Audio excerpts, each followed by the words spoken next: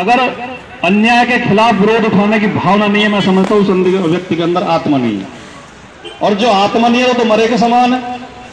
तो इनकी तो पैरवी हो जानी चाहिए ऐसे लोगों की जो अन्याय के खिलाफ आवाज नहीं उठाते।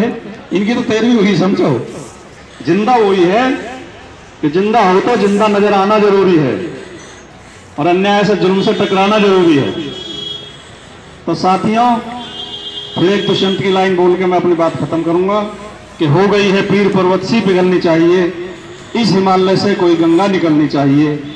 सिर्फ हंगामा खड़ा करना प्रवीण भारतीय का मकसद नहीं, इनकी कोशिश है कि ये सूरत बदलनी चाहिए। और मेरे सीने में नहीं तो तेरे सीने में सही हो कहीं भी आग, लेकिन आग जलनी चाहिए। धन्यवाद। जय हिंद, जय भारत। हम हैं मौजूद ग्रेटर नोएडा प्राधिकरण पर, जहां करप्शन फ्री इंडिया सामाजिक संगठन द्वारा धरना चल रहा है, उसका तीसरा दिन है। हमारे साथ मौजूद हैं प्रवीण भारतीय जी। क्या कहेंगे, आपका धरना तीसरा दिन है, प्रशासन का क्या सहयोग मिल रहा है, क्या मांगे हैं?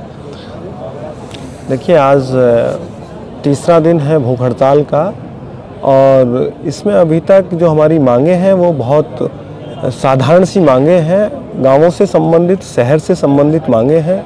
हमारी मांगे हैं कि ग्रेटर नोएडा प्राधिकरण के द्वारा जितने भी अभी सड़कों और भवनों का निर्माण किया गया है उसमें जो भ्रष्टाचार हुआ है उसकी जांच की जाए।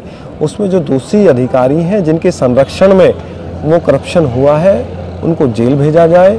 दूसरी मांग है कि ग्रेटर नोएडा प्राधिकरण में जितने भी गांव आते हैं, आज उन गांवों में आवारा पशुओं का इतना आतंक हो चुका है कि इस कड़कड़ाती सर्दी के मौसम में किसान दिन में खेत में काम करता है और फिर रात को जाकर के खेत की रखवाली कर रहा है। ये बड़ी विडंबना है और प्रदेश के मुखिया बार बार बयान दे रहे हैं और लेकिन उनके बयानों का कोई भी अधिकारी पालन करने को तैयार नहीं है।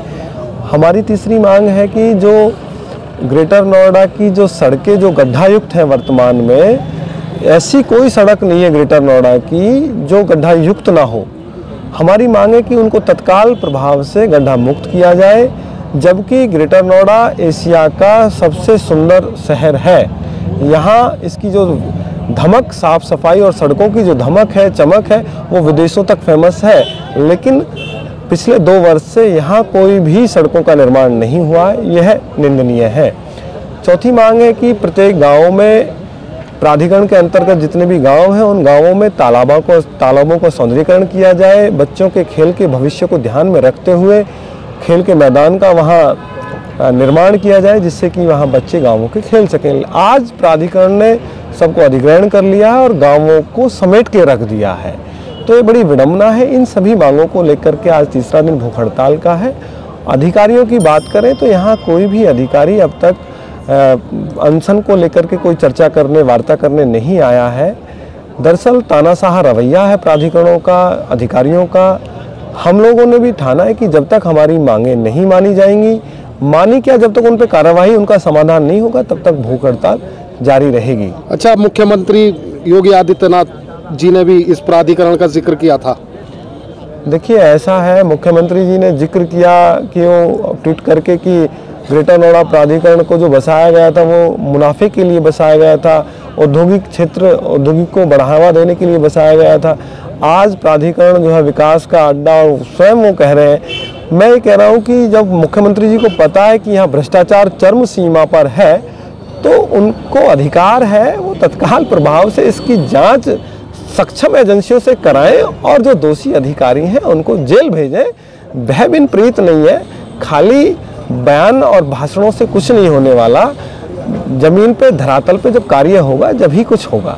अच्छा प्रवीण जी, आपको इस अनशन में राजनीतिक दलों, सामाजिक संगठनों का भी सहयोग मिल रहा है क्या?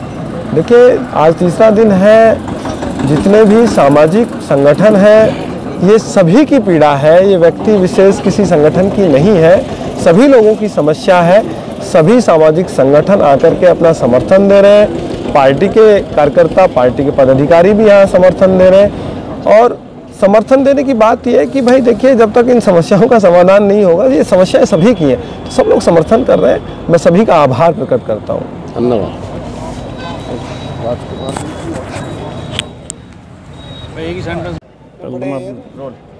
हमारे साथ मौजूद हैं समाजवादी पार्टी के प्रवक्ता राजकुमार भाटी जी। समाज सेवी श्री प्रवीण भारतीय जी जिन 8 मांगों को लेकर यहाँ 3 दिन से आमरण अनशन पर बैठे हैं, वो 8 मांगें जायज़ हैं और जनहित से जुड़ी हुई हैं। इसलिए मैं समाजवादी पार्टी की ओर से उनका समर्थन करने के लिए आया हूँ और मैं उनकी मांगों का समर्थन करता हूँ। और प्रशासन को, प्राधिकरण को और शासन को जल्दी से जल्दी इनकी मांगों पर ध्यान देना चाहिए। अच्छा राजकुमार जी, एक मेरा सवाल है, ग्रेटर नोएडा प्राधिकरण जनता के फ़ायदे के लिए बनाया गया था, क्या इसका लाभ किसानों को, जनता को मिला? देखिए, काफ़ी हद तक तो ग्रेटर नोएडा और नोएडा प्राधिकरण के पीछे जो थीम रही थी, जो उद्देश्य रहे थे, काफ़ी हद तक तो उन्होंने वो अचीव किए। यहाँ पर उद्योग भी स्थापित हुए, उनमें स्थानीय लोगों को रोज़गार भी मिले, यहाँ से एक अच्छा शहर भी विकसित हुआ, यहाँ अच्छे आवासीय कॉलोनियाँ विकसित हुई और ये एशिया का सबसे सुंदर शहर माना जाता है। कुछ कमियाँ भी रहीं, उन्हें भी हम स्वीकार करते हैं और ये सबसे बड़ी कमी तो यहाँ पर है तानाशाही और भ्रष्टाचार। लेकिन इन 2 सालों में इन प्राधिकरणों की हालत बहुत ज़्यादा ख़राब हो गई है। अभी प्राधिकरण एक कदम भी आगे नहीं बढ़ पा रहे हैं, जो भी इनके उद्देश्य थे कोई कार्य नहीं कर पा रहे हैं।